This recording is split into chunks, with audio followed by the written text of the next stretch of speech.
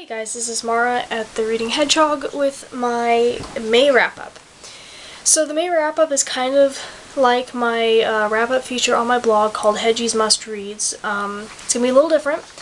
On Hedgie's Must Reads, the books that I review in May are the ones I count as my May reads. Whereas with these, I'm actually going to show you all the books that I read in May, and some of them won't be reviewed on my blog until June. So here they're counted as May reads. On my blog, they're going to be counted as June reads. So the ones that I do have my reviews up already, I will link below. And the others, I will try to remember to update the links below for when they go up on June.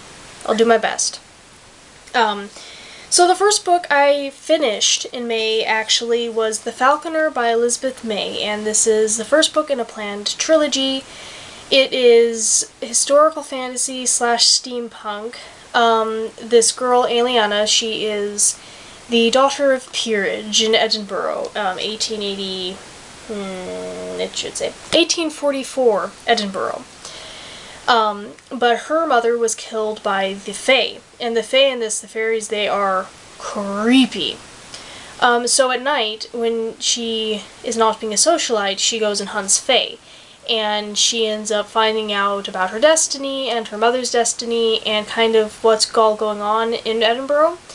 The romance was not horribly annoying. I enjoyed this book. I gave it 3 out of 5 strawberries. I liked it. I don't think the trilogy is going to stay good, but we'll see. It was a surprising read. I enjoyed it pretty well. Next up, after that, I read The Testing by Joelle Charbonneau. And it is the first book in a planned trilogy. The third book actually comes out in June. This is dystopian.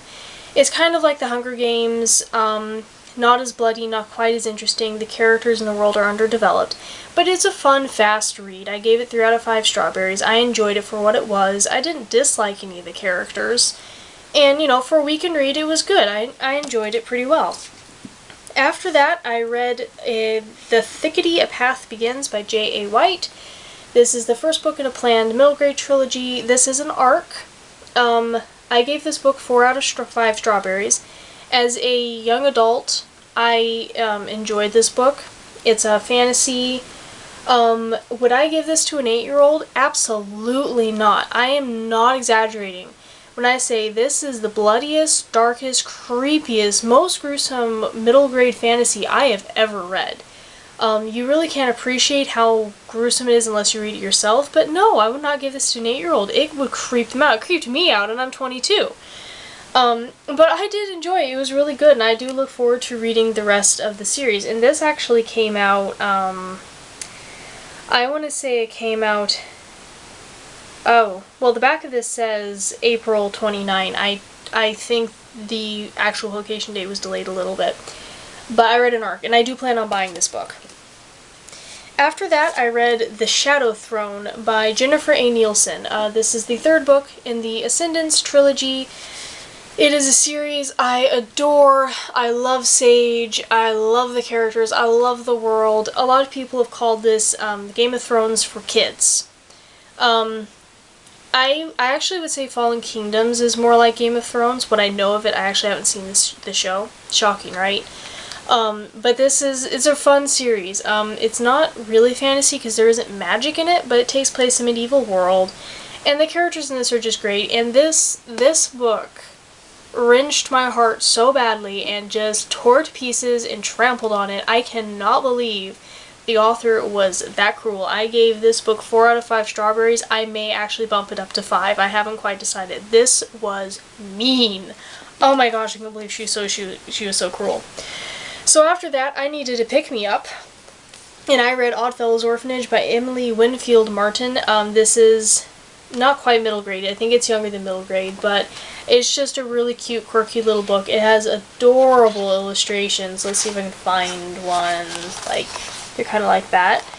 Just adorable, and it's got a little hedgehog in it. And this was just a really fun, quick, kind of weird read.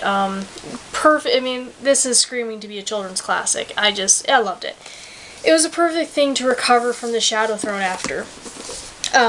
After that, I finished Frankenstein by Mary Shelley. This was actually my classic Classics for Classic Ladies book club choice for April, and I was bad. I didn't actually really start reading this until the beginning of May. I just forgot.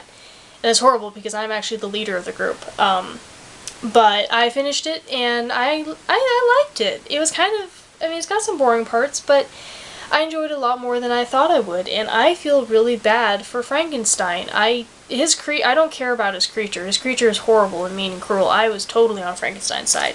But I really enjoyed it. It was a lot of fun. After that, I read The Spycatchers of Maple Hill by Megan Fraser Blakemore. This is another ARC, middle grade. It came out May 6th. And this is historical fiction, kind of contemporary, because it takes place during the McCarthy era, and it's about this girl who is obsessed with finding spies, being a detective, and is convinced that the caretaker that works in the cemetery that her parents own is a Russian spy. It was fun. I gave it 3 out of 5 strawberries. If it hadn't been for Hazel, the main character, it would have been really boring, but her personality was so there that it worked. After that, I read Crown of Midnight by Sarah J. Maas, and that was a library book, so lovely picture here. I gave it 2 out of 5 strawberries. It was better than I was expecting. It had some epic moments. I still hate Selena. I loved the talking door knocker. But I think if the series improves, I mean, the series has room for improvement, definitely. The world is amazing. If she just does her characters better, I think I will end up really, really, really liking that. After that, I read Absent by an author's name I can't remember because I forgot to write it down, and again, this was another library book. I'm sure it'll come to me. It was a really simple name. It was something Williams. Anyway, you guys can see it on the picture. Katie Williams. Remembered it. I gave it 2 out of 5 strawberries too. It was okay. It was supernatural, contemporary. Girl becomes a ghost. She died at the high school, and she now haunts the high school. Yeah, it could have been a lot more than it was, and it wasn't, so it was a little disappointing. But it was a really fast read. After that, I picked up After the Parch by Sheldon Green. This was sent to me by the author to review, and I gave it my Special Awfulness Award. It was a horrible book, I thought. It's supposed to be post-apocalyptic, young adult. I would not give this to a teen. It was new adult, really. It was sleazy, it was boring, it could have been considered well written, but the accents were horrible, and the author had something against the comma. I don't know what, but he did. And mostly it was just boring, and there were no characters, and it was just, I didn't like it at all. After that, I read Mouseheart by Lisa Fiedler. I keep wanting to say Fielder. This is the first book in a planned series. It is another middle grade book. It is animal fiction. It's also dystopian, like the rats. There's like this rat utopia society that isn't perfect, of course. It was really fun and cute and disturbing at the same time. Not the thickety disturbing, but still kind of disturbing. I mean, you had rats tearing up each other and cats eating rats and chipmunks, and kind of disturbing. But this is really good for like Redwall fans. Even though it takes place in the human world, it's more Redwall-ish than anything else. I gave it 3 out of 5 strawberries. I enjoyed it. I look forward to reading the rest of the series, and this came out May 27. I actually think it came out sooner than that, but I'm reading the back of this book, and that's what it says. But yeah, this was kind of fun. It had its flaws, but I enjoyed it well enough.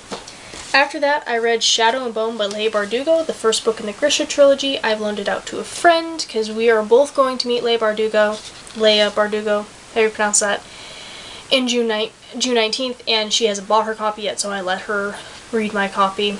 I'm missing it. This is fantasy. I gave it 5 out of 5 strawberries. In some ways, I think if I reread it again, I probably would give it 4 out of 5. But the world, oh my gosh, the world is just so, so, so cool. And I did like the characters, and I liked the villain. Loved the villain. And yeah, I did really like it, so maybe I wouldn't. But it's really fun. I do not know why it took me so long to get around to this series. It's indecent how long it took me. After that, I read Monument 14 by Emmy Laybourne. I gave this 3 out of 5 strawberries. I liked it. And this is the first book in the Monument 14 trilogy. I'm meeting Emmy Laybourne June 19th, along with Leigh Bardugo, and the author who wrote Love Letters to the Dead, and the author who wrote The Truth About Alice. So yeah, it's part of the Fierce Reads book tour.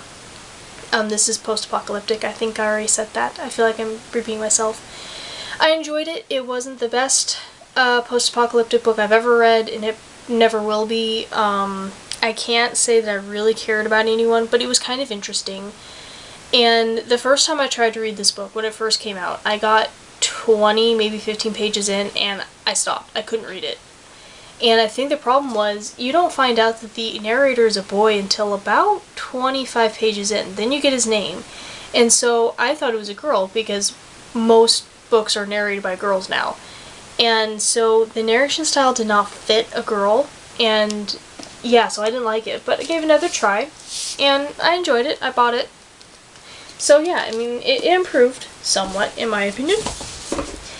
And after I read that, I read Siege and Storm by Leigh Bardugo. This is the second book in the Grisha trilogy, so now I'm all prepared to read Rise and Ruin when it comes out in June. Yay! If possible, I loved this book more than the first one, even though I also found it more annoying. Mal, I wanted to slap him, and honestly, if he dies, I'm not going to be all that sad. I don't think he will, but if he does, I won't be sad. I just wanted to slap him. He just became so whiny in this. But I loved Nikolai. Oh my gosh. I really hope Alina does not become romantically involved with him, just because I hate that. But I do love him. Yeah. He's my new favorite cheeky character. Yeah. I love him. I'm jealous that Leigh Bardugo came up with him and I didn't.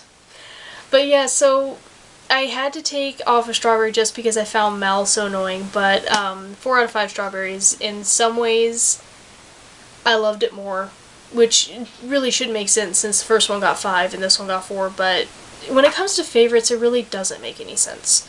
But I cannot wait for Rise and Ruin. Yeah, I can't wait.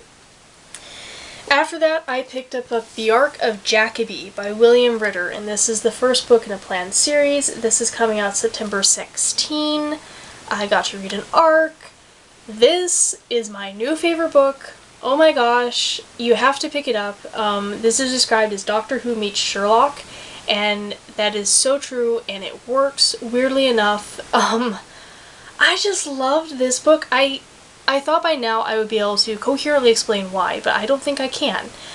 It's just, the characters are great. I love the characters. The girl is practical, the romance is good, it's hardly there, and it works. And just the mystery and the world and just the writing style, oh my gosh. And I can't get over the fact that this author actually doesn't live that far away from me.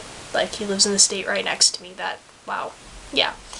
So, William Ritter, I want to meet you so you can sign my books, because oh my gosh. Favorite book, 5 out of 5 strawberries. I'd give way more if I could. Oh, yes, yeah, I can't get over how good it was. After that, I read We Were Liars by E. Lockhart. This was the Booksplosion Book of the Month for June. I got ahead of myself and read it because it's a really short read, and yeah, I just powered through it. This is contemporary. I think I'm going to give it 3 out of 5 strawberries. I may give it 4. I'm still thinking about that. Probably would do half, but I don't do half ratings. Don't ask why, I just don't. It was good. I was not expecting the twist at all, surprisingly. As far as contemporaries go, yeah, I really liked it. I didn't care for any of the characters. They could all go to hell as far as I was concerned, which they kind of do. But it was interesting. It was very interesting. The style, the way it flowed kept me hooked, and I wanted to know what happened. And it did, and I didn't really see it coming. So yeah, I really liked that. And then after We Were Liars, I actually just finished today Sense and Sensibility by Jane Austen. This was my Classics for Classic Ladies pick for May. I actually finished it on time this time.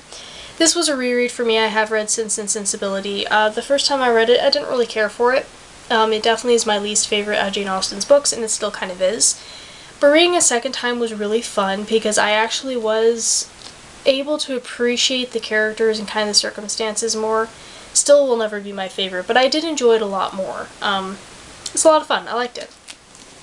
So those were all the books I read in May, and I think that was a total of, just a minute, 1, 2, 3, 4, 5, 6, 7, 8, 9, 10, 11, 12, 13, 14, 15, 17 books. I read 17 books this month, almost up to 20. I am almost back up to where I used to be. Let's see if I can match that next month or even off more. So I will see you later with more book reviews and things like that. Bye.